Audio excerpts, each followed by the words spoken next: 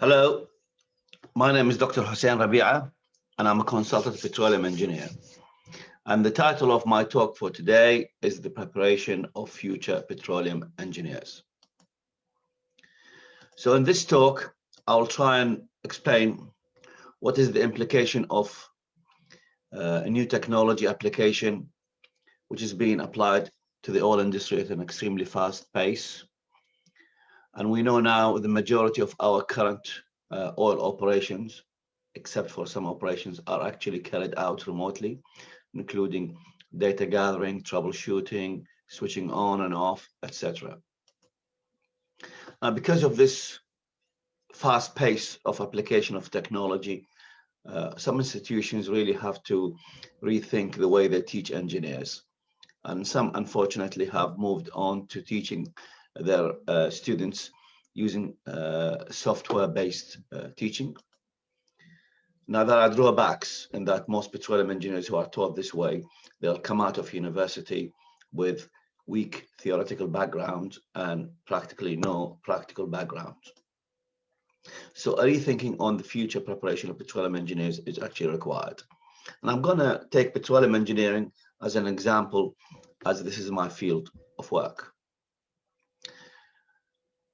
The world rests on engineering. Everything around you is engineering. Oil rigs, planes, cars, bridges, mobile phones, medical equipment, human spare parts, they all based on engineering. Now, engineering is fun. It shows how things are done, experimental, creative, and mostly nowadays artistic. Look at these buildings, and challenging, but it's always full of pitfalls, accidents, safety, problems, etc. Teaching of engineering unfortunately remained very dry and uninspiring, and in fact is based on methods that were discovered something like 200 years ago. So what universities do nowadays, unfortunately, continue teaching their engineers using archaic educational techniques, lots of theory, many disconnected topics which are taught with no industrial requirements. What the industry now requires is people who are competent in the fourth industrial knowledge, which we call fourth industrial revolution. They want people to live in the real world, problem solving, and they want them to be knowledgeable in high quality engineering stuff. So most companies now retrain engineers from day one when they are recruited. So that's really a waste of teaching time of 3-4 years or even 5 years. So if we take, for example, petroleum engineering as a discipline, you could be involved in the exploration part, appraisal, development, production, or enhanced oil recovery. And you could be moving between these topics throughout your career. But actually, to be a specialist in any of these topics, you may require 20 years. And sometimes even 20 years is not enough. So do we have to wait this long? There must be another way of doing the education process. I'll give you some examples from the oil industry. 3 examples. They seem to be disconnected, but they give you a picture of what's going on at the moment. So let's start with rock physics. In rock physics, we are interested in the rock formation strength. It doesn't matter what type of strength, what the name is, but actually so if we just make it simple and say rock formation strength. So if you drill a well, so here's your green well drilled in the earth, you remove the earth material, and what you do, you create area around the wellbore, which is highly stressed. So you're going to create new stresses. You're going to create what we call hoop stresses, radial stresses from the mud, and some tangential stresses or shear stresses. So if you take this well full of mud, you can resolve these stresses by using the actual vertical stresses that exist, sigma z and sigma x and sigma y, and then from those you can derive the induced stresses. Now these induced stresses determine the strength of the rock. So when you look at these derivation, you look at these equations that are really horrible because so many variables involved. But what we are interested is in their effect. What do? They can create areas of shear stress or fractures. What we tend to do is to simplify these equations, because when we look at the Earth, we say in most areas, if you look at the stresses, there are usually very small shear stresses, so we can ignore those. And if we ignore those shear stresses, then the vertical stresses will be named as principal stresses, because in a principal plane you have no shear stresses. That's the definition. So we're going to simplify these equations by getting rid of the shear stresses. That's one step which is required. So if you're drilling a vertical well, it's quite simple. All your stresses will be principal. That's quite simple, and you can derive the equations easily. But what happens when the well is inclined at an angle of alpha to the vertical? So we assume the sigma 1 being the vertical. The other complication is that the well, the inclined well, is not drilled in one of the directions, usually not drilled in one of the directions of the principal stresses, but normally at an angle. So we're going to assume it's drilled at an angle of beta, which is the azimuth of the wellbore with respect to, say, sigma 2. And we'll try and find the induced stresses around the wellbore. So we're going to include an angle theta to see where the maximum stresses are around the wellbore. So the process then, you have an inclined well, you have the vertical stresses acting on it like this. Now, to be able to derive the induced stresses, you need to look at the stresses in the axis of the wellbore. So we're going to convert sigma 1 and sigma 2 and sigma 3 into stresses into the wellbore body. So that's why we're going to get sigma z, sigma y, and sigma x. And now, because we have converted these vertical stresses, we're going to create shear stresses. So these shear stresses will be created as soon as you drill the inclined well. Now, these vertical stresses, okay, will induce the shear stresses around the wellbore. So your first stage is to convert the principal stresses into stresses into the wellbore. Okay, so we're going to get sigma x, sigma y, and sigma z, as you can see here, and we're going to have some shear stresses. So immediately now you created a lot of complexities, because you included the whole angle and you included the azimuth. It is only then that you could use these stresses to calculate the induced stresses, which would take us back to the process where we did that for a vertical well. So you can see the process of doing this. It's quite complex, very involved, but it's also boring. Now, this is what I faced when I was a drilling engineer in 1992. I was in charge of the rough enhancement field, and we're drilling horizontal wells for the first time in a depleted reservoir. So what we had to do, or what I had to do, is to explain to the team the implications of these equations, because there wasn't any software that we could use in those days.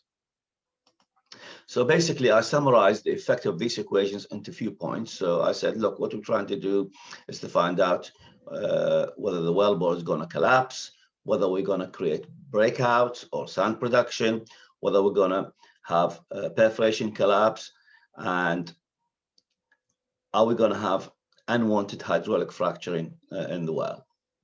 Now, we couldn't do the lab simulation because it was very, very difficult to actually simulate actual field behavior.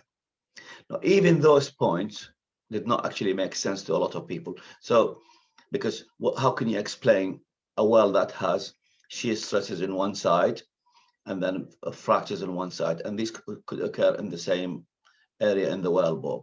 And we were drilling a horizontal section which is over 6,000 feet, so quite a long section. So what we need to do is to explain to the people in the field and to the engineers involved in terms of numbers. So these are the numbers we created by relating whole angle to the mud density or mud weight. And what was apparent to them, and they needed to know, is that when we deflect the well from 0 to about 90 degrees, there will be a small window where the mud weight cannot go up or down, because if it goes down, we're going to collapse the wellbore. If it goes up, we're going to have lost circulation. Now, the other use of the rock strength is to ensure the well is drilled safely without lost circulation or blowouts. Now, in this well, or in this area, this is in Canada, by the way, the first well was designed wrongly by putting the casing in the wrong place. So they had a blowout, they lost the rig. And then the same team, unfortunately, was used to drill the next well, and the next well, as you can see here on the top right-hand side, also was lost. It's only when the team was changed and rock physics was applied that the well could be drilled safely, and that is the top of the picture. So rock physics is very, very important. Also, the type of rock and how it behaves. So this is an example in Algeria where there was a problem in the well and they had to sidetrack it. But in this process of sidetracking, they left a salt section uncemented and cased. So this section was uncased and uncemented. Now, salt, being mobile, sometimes come to the surface, as you can see in this image at the top image, but it's also highly reactive with water. It dissolves in water, and with time, this salt was dissolved, and we created a crater in the desert 200 meters by 80 meters deep. Now, this is okay in the desert, but if this happened near town or in town, then this will create disaster, because you're going to have accidents, and you may even have loss of life. So rock physics is very important. Now, to learn all this, you need to be an expert, and that will take at least 20 years. Another problem we have is maths. Maths, as defined by Professor Hoyles, is a collection of strongly connected ideas that can explain the world around us. That's very nice. But look at this equation, which is the cornerstone of petroleum engineering. This equation describes the flow of fluid in the reservoir. So it shows the changes in pressure with radius and changes in pressure with time. You have a second derivative and a first derivative. This equation is quite complex and difficult to derive. So we use maths. Now, maths can be very simple and logical, like 5 plus 5 equals 10. Easy. But what happens when I show people this? E to the power I pi equals -1. What does that mean? There's a number here, E, which is a number, raised to an imaginary number, and it becomes -1. Now, that doesn't make sense at all. And if I showed you the Bessel functions of the first kind and the second kind, and you can see within these Bessel functions, you have what we call a gamma functions. Now, if you look at these equations, they are horrible, they're meaningless. However, they are essential to deriving a solution for the flow in the reservoir. So what we need to do is to make the teaching of maths connected with the application. This way it becomes fun and it becomes creative. See, if you use these functions now to derive the or to solve the flow of fluids in the reservoir, that is the exact solution. So the exact solution contains Bessel functions of the first kind and the second kind, and you have some roots here, alpha, which connects the first and the second Bessel functions. Now, if I told you, many petroleum engineers would not have come across this equation before. In fact, probably they've never seen it. But it is the cornerstone of the petroleum engineering. So what we do, we simplify this equation so we can use it. Now, these are the two simplifications for an infinite reservoir and a finite solution. And you can see these equations become a lot easier to use. And one reason for simplification is that we are not interested in decimal points, because what we do in industry, certainly we don't look for accuracy of 1 or 2 psi, and most gauges, pressure gauges, can only read to the to about plus minus 50 psi. And even these equations are not actually seen by many engineers. We normally see these simple and nice equations. So for vertical wells, we will see this equation. And for a gas well, we see this equation. And if we have a horizontal well, then the equations will be modified so that you take the effect of the shape of the horizontal well, which is in this case an ellipse. So you have an equation for oil reservoir and an equation for horizontal gas reservoir. Now I'm going to take a third example, forgetting now reservoir engineering, which requires many, many years to specialize in one area. I'm going to take yield strength. Now, this is a very simple concept. When you go to university, that is the first thing they teach you. So they show you that the behavior of steel is quite nice. You have an upper yield point after the elastic limit, and then you have a lower yield point, and then you go on to a plastic region until the steel fractures. Now, when you leave university, that is the graph that's in your head. Unfortunately, when you come to industry, you're not going to see this graph. What you're going to see is this kind of graph, where you have maybe have a straight line and then a plastic region, but there is no yield point at all. So what the API has done for practical purposes, they said, if you look at the graph like this of stress against strain, you look at the maximum strain and you take 0.5% of the actual recorded strain before fracture. And at that point, you draw a line parallel to the graph, and where it intersects the curve, this shall be called the API yield strength. So you can see the yield strength we use in our industry is arbitrary. It's not exact. And after the yield point, you have the plastic region. Now, this is easy, except when you come across 1, 2, or 3 grades which have exactly the same yield point when you apply the method of 0.5%, but they have different plastic regions. Now, which grade you're going to use for your design, because both will have exactly the same yield strength. So, and this becomes now quite useful when you come to its application. So let's look at steam wells. Now, a lot of people think steam wells, just old technology, and we're probably not going to use it. I can tell you in the future, we'll be using lots and lots of steam wells because there is lots of oil left in place. So in this technology, quite simple, we inject steam into a well, and the steam will heat the earth, and then will allow the hot oil to flow out of the surface. Now, this process of heating the casing will create stresses and will stress the casing beyond its initial yield point. So what we're going to do now, because we're going to create more stresses, we need to find out where we are on the plastic region. And this is why we use nowadays a design method called strain-based design with finite element analysis. So if you heat the casing to your first cycle, so you're going to inject steam, and then you wait a month for the oil to flow, and then the casing will cool down. So because it's cooled down, it's going to move from the point here where it went beyond the initial point to go back to 0 in terms of stress.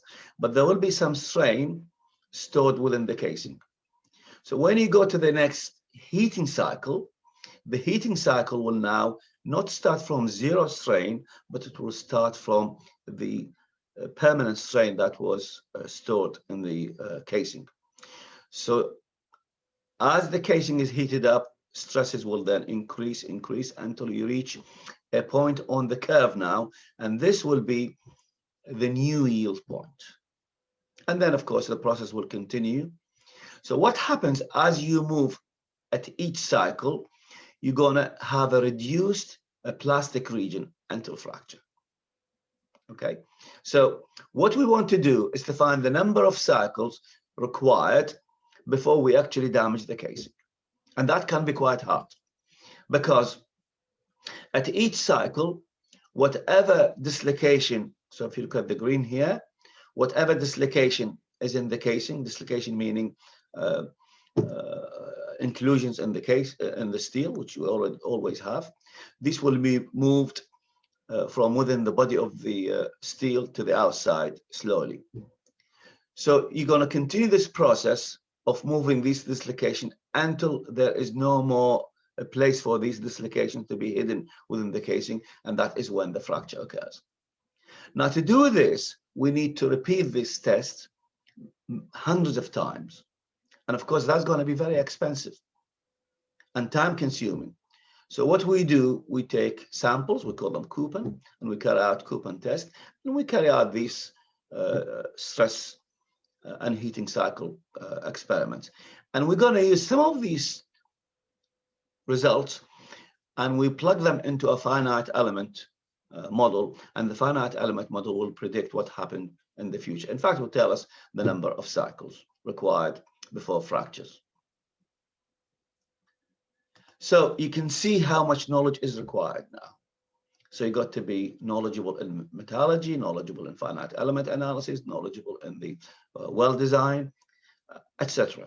And that can take a long time for the expertise to accumulate. So in the future, we're going to be involved, certainly petroleum engineers, in many, many areas, which may not be just a pure drilling and production. We must probably be involved in geothermal energy. We're going to pump cold water and get hot water to create energy at surface. And most probably most petroleum engineering universities will change the title of the department to petroleum and geothermal energy. And because a lot of the operations will be carried out by robots. So the robot here is taking a rest. Okay, I called him beggar robot because they may be discarded if they're not required.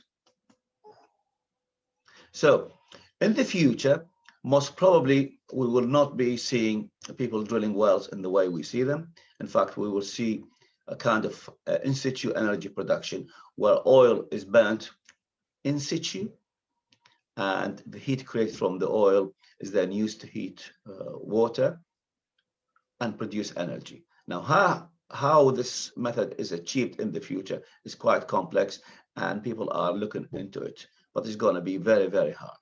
Now, the advantage of this method is that we use very little energy because the process itself is exothermic. It creates its own heat. But the beauty of this, of course, that it will produce no greenhouse gases. The carbon dioxide, CO2, that is produced actually dissolves in water and is converted into carbonic acid. And it's infinitely dissolvable at the high pressures you find in the reservoir. And the majority of the wells that we have in the world nowadays, which is about over 2 million wells, will be used to convert energy. So we don't need to drill any more wells, or at least we drill fewer than is required. Now, to accumulate knowledge, you would need 5 years to read every technical paper that is published every year, annually. So all the papers produced by the Society of Petroleum Engineers and other societies involved in the oil industry. So to read papers published in 2 years, in the period of 2 years, you would need 10 years. Now, coupled with that, we know nowadays knowledge is actually doubling every 12 months. So every 12 months now, the world's knowledge is doubling in every discipline. And soon, knowledge will develop every 12 hours. So there will be a lot of knowledge around. How are we going to absorb this knowledge in this fast-moving world? How do we re-educate people? If we re-educate people, it's quite expensive and very slow. So we must provide knowledge and training on the go. In other words, as we are on the job, we learn. We learn and we learn every aspect about the job. And this is where Google comes into play. They have what they call Google glasses. So on Google glasses, you would see the information you want, and you communicate with the glasses as you would communicate with your mobile phone. Now, this is already in place, but it's in its initial stage. Okay, it will develop. Now, this will create opportunities for universities and companies to develop a training for every aspect in life, including the oil industry. So, for example, if you want to teach people how to calculate mud weights required for wellbore stability, you would actually provide the knowledge I've just shown you and the derivation as you go along, so that you see it all done in front of you. Now, this knowledge, because it's going to be so much of it around, would require obviously fast internet, and it is envisaged in the next 30 years or so, the download rate is going to be of the order of 1 terabyte per second. So it's very, very fast download. And of course, we're going to need fast processors, etc. All this is required so that we can gain the knowledge as we go along. How do you do that? To try and move from current teaching methods to what we require in the future, in my opinion, we need to move away from teaching in lecture theaters into what we call project work. So we solve actual industrial problems. We will learn as if we are in the laboratory carrying out an experiment.